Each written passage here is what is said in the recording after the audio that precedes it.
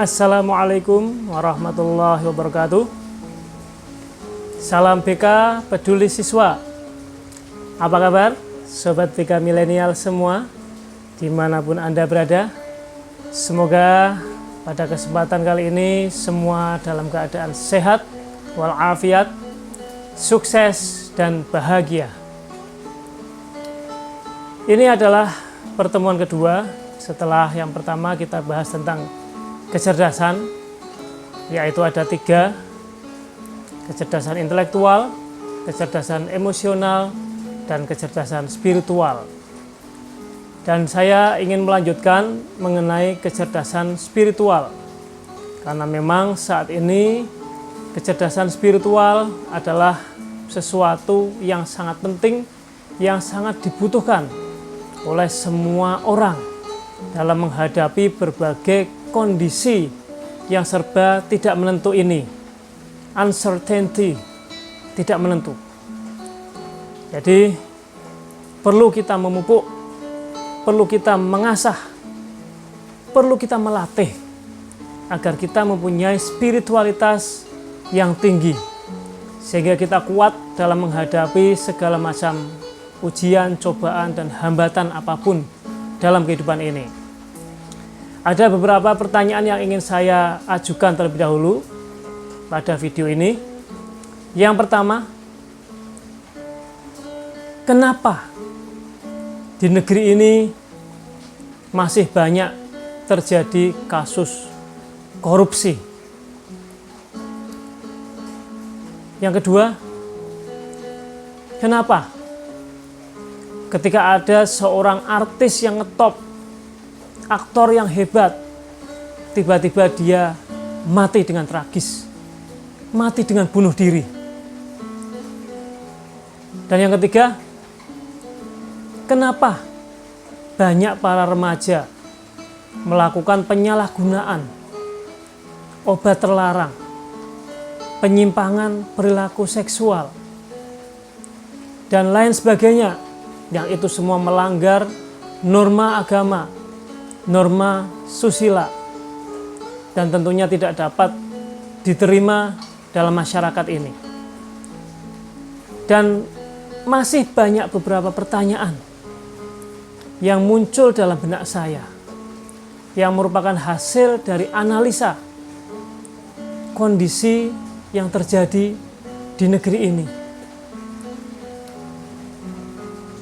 Dan semua itu saya kira satu kunci yang perlu kita jawab dengan satu password ini, semuanya akan bisa teratasi, yaitu jika seseorang mempunyai kecerdasan spiritual yang tinggi. Pada pertemuan yang awal telah saya sampaikan tentang kecerdasan spiritual, yaitu jika seseorang telah mempunyai perasaan bahwa dirinya selalu diawasi, selalu dilihat, selalu didengar, semua tingkah lakunya selalu direkam oleh CCTV yang maha besar di alam semesta ini, yang diciptakan oleh Allah Subhanahu wa Ta'ala, Tuhan yang Maha Kuasa, untuk kita sebagai manusia, sebagai hambanya. Maka orang tadi telah menjadi orang yang mempunyai kecerdasan spiritualitas yang tinggi, atau bahasa agamanya adalah ihsan. Jadi jika orang itu sudah, bahasa mudahnya, sudah sadar kamera, sadar bahwa ada CCTV tadi, yang kita berada dimanapun, sembunyi dimanapun, di tempat yang katanya mungkin itu tempat yang teraman, itu pun semua masih bisa terdeteksi, masih bisa terlihat, masih bisa terekam, masih bisa terdengar. Bahkan sesungguhnya kalau hati kita sudah terpaut kepada Yang Maha Kuasa, kecerdasan spiritual sudah semakin nampak dalam diri kita, maka kita akan merasa bahwa niat yang baik, niat yang jelek dalam hati kita, itu pun sudah bisa terdeteksi oleh waskat, pengawasan melekat atau pengawasan malaikat dari instrumen CCTV yang maha besar tadi. Jadi tentu kiranya kita harus mulai mawas diri, introspeksi diri. Sudahkah kita merenung, bertafakur, berpikir akan hal tersebut? Jika belum, maka saatnya kita harus mulai merasakan, mulai bahwa dalam diri kita ada kunci kata hati. Ini ya, ada kunci kata hati. Ketika kita mau melakukan sesuatu perbuatan yang tidak baik, mau melakukan sebuah kemaksiatan atau kesalahan kecil ataupun besar, hati kita selalu merasa tidak nyaman. Sebetulnya kita sudah ada warning, sudah ada pemberitahuan, sudah ada notifikasi bahwa kita akan melakukan sesuatu yang salah. Tapi terkadang karena ego manusia, sifat keakuan manusia yang mengatakan, alah tidak apa-apa, santai sajalah. Akhirnya kita melanggar, akhirnya kita melakukan kesalahan, melakukan sebuah dosa, dan seterusnya. Jadi kembali kita akan bahas satu demi satu, sedikit demi sedikit, tentang 3 pertanyaan yang itu sudah saya rangkum, sudah saya analisa dari berbagai kejadian, terutama di tahun kemarin ya, di tahun 2020, yang katanya itu tahun yang mengerikan. Ya, nggak tahu 2021, 2022 ini apakah lebih mengerikan ataukah lebih baik? Ya, semua tergantung dari pertolongan Allah kepada kita semua. Maka dari itu, coba kita kupas sedikit demi sedikit. Pertanyaan saya yang pertama, kenapa korupsi itu masih sering terjadi? Bahkan besar-besaran, bahkan ada yang belum tertangkap, dan seterusnya. Ya. Apakah logis kalau pertanyaan itu saya kaitkan dengan pendidikan? Sedangkan kita dididik mulai nol ya, kemudian mulai PAUD, mulai TK. Nah, kalau kita hitung mulai SD saja sudah berapa tahun itu? 6 tahun, ditambah 3 tahun, ditambah 3 tahun lagi, sudah 12 tahun ya. Nah, kemudian ditambah 4 tahun. Kalau kita kuliah, berapa? 6, 9, 12, 16 tahun. Kurang lebih 16 tahun. Apakah kita masih kurang mendapatkan pendidikan sekian lamanya? 16 tahun sampai lulus S1. Kemudian apakah orang-orang yang korupsi itu orang-orang yang tidak pandai? Padahal mereka itu kemungkinan sarjana S1, bahkan S2, bahkan S3. Logiskah kalau saya katakan, apakah pendidikan kita ini berarti belum bisa membentuk watak manusia yang seutuhnya, yang baik, yang manusia itu punya keterkaitan dengan Sang Pencipta, hubungan dengan Sang Pencipta, SQ tadi, spiritual quotient, emotional quotient dengan sesama manusia, apakah dia tidak malu, intelektualitas, IQ, apakah mereka IQ-nya tidak tinggi, sedangkan semuanya dibuktikan dengan ijazah. Orang yang sudah pegang ijazah sampai dengan S1, S2, S3, tidak ada yang mengatakan dia bodoh, karena dia sudah terbukti, dia punya ijazah. Produk pendidikan kita itu ya, dibuktikan dengan ijazah. Ya. Hal tersebut yang perlu kita renungkan. Dan hal tersebut yang perlu saya tanamkan sejak Anda saat ini masih usia sekolah. Jika Anda tidak mau menanamkan kebaikan, kejujuran dalam diri Anda, kecerdasan spiritualitas dilatih dalam diri Anda, maka apa jadinya ketika Anda nanti menjadi pejabat? ketika Anda mempunyai kewenangan yang besar di negeri ini, apakah tidak sama saja korupsi itu hanya gantian saja? Itu yang harus kita jawab bersama. Katakan tidak, no untuk korupsi, tidak untuk korupsi. Bangunlah sebuah kejujuran, bangunlah sebuah sikap amanah, bangunlah hubungan yang mesra kepada Tuhan, kepada Allah yang Maha Kuasa. Sehingga kita akan selalu merasa tadi, bahwa segala sesuatu melalui kunci kata hati yang tadi saya sampaikan itu, kita akan mendapat notifikasi, jangan lakukan. Sekecil apapun, mulai Anda sekolah saat ini, saya mau mencontek, saya takut, saya mau berbuat yang curang, saya takut, saya mau membolos, tidak mengikuti PJJ, saya takut. Karena apa?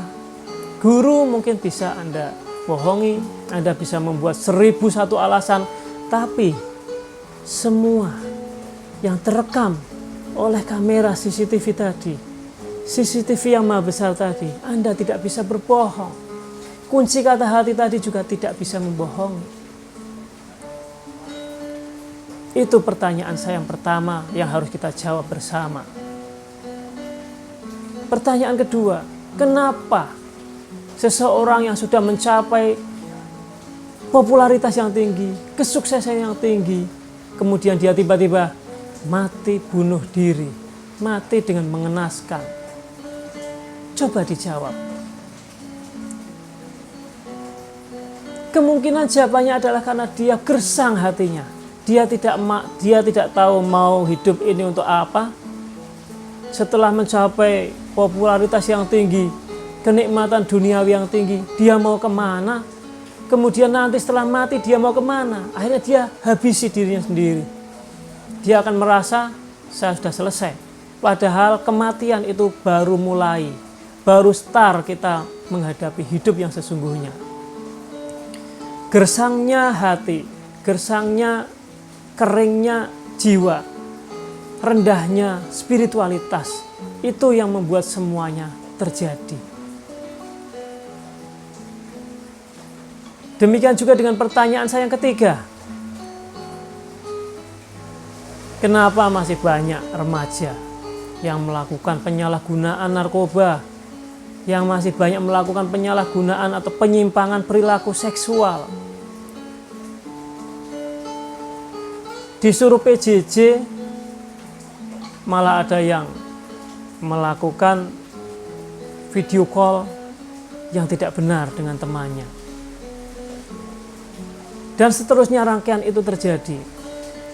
Bahkan di tahun kemarin 2020 ada 4 remaja putri yang tega membunuh sopir driver taksi online.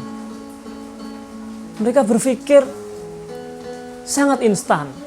Segala sesuatu yang dilakukan selesai sudah. Padahal semua itu, rekaman-rekaman itu tidak hanya dipertanggungjawabkan di dunia ini, tetapi di akhirat kelak akan dibuka semuanya. Dibuka semua rekaman yang terjadi, yang dilakukan oleh kita. Semua itu terjadi karena tadi benih-benih yang ada dalam hatinya, kekosongan jiwanya. Dia jauh dengan Yang Maha Kuasa, hatinya tidak terpaut dengan Yang Maha Kuasa, sehingga ketika kunci kata hati tadi memberikan notif, jangan lakukan itu berdosa, itu berbahaya, dan seterusnya, dia melawan itu semua. Tidak apa-apa. Jadi itu setidaknya 3 hal, dan sebetulnya masih banyak lagi kasus-kasus yang terjadi, sampai kenapa orang itu ada yang sampai menderita, mengidap depresi. Dia mungkin mulai dengan punya masalah, kemudian meningkat menjadi depresi, sampai ingin bunuh diri tadi. Itu semua adalah kekosongan jiwa. Bisa saja dia akalnya, intelektualitasnya tinggi, tapi emosionalnya rendah, spiritualitasnya rendah, sehingga hal itu bisa terjadi. Ini adalah sesuatu yang harus kita renungkan bersama, dan kita harus melatih bersama. Saya pun demikian, tidak hanya untuk Anda semua pendengar channel Sobat BK Milenial ini, para pelajar seluruh Indonesia, tapi saya pun demikian. Tetap kita harus memohon pertolongan kepada Allah agar kita dituntun, dibimbing pada jalan yang benar, jalan yang diridhai oleh Allah, dengan keimanan dan ketakwaan kepada Allah Subhanahu wa taala. Satu hal lagi yang perlu saya sampaikan, ada satu orang yang terkenal, yang sangat jenius. Dia adalah seorang fisikawan yang luar biasa, namanya populer saat itu, yang menemukan teori relativitas. Siapakah dia? Dia adalah Albert Einstein. Ada apa dengan Albert Einstein? Saya sedikit mengutip kata-kata dia, kata-kata Albert ini. Dia mengatakan pada akhir hayatnya, spirituality without scientific is blind. Scientific without spirituality is lamp. Yang terjemahan sederhananya, spiritualitas tanpa ilmu pengetahuan itu adalah buta. Sebaliknya, ilmu pengetahuan tanpa spiritualitas itu adalah lumpuh. Jadi kedua hal itu harus seimbang. Ilmu pengetahuan dengan intelektualitas kita asah. Demikian juga dengan spiritualitas kita yang ada pada fungsi otak, God spot, itu juga harus kita latih, kita aktifkan, sehingga akan terjadi keseimbangan, balance, dinamis. Manusia yang dinamis, yang seimbang. Oke, semoga apa yang saya sampaikan pada video kali ini dapat bermanfaat, dapat menambah kita untuk introspeksi diri, untuk banyak melatih diri, dan sampai jumpa pada video yang ketiga. Terima kasih atas perhatiannya. Saya akhiri. Wassalamualaikum warahmatullahi wabarakatuh. Salam BK, peduli siswa.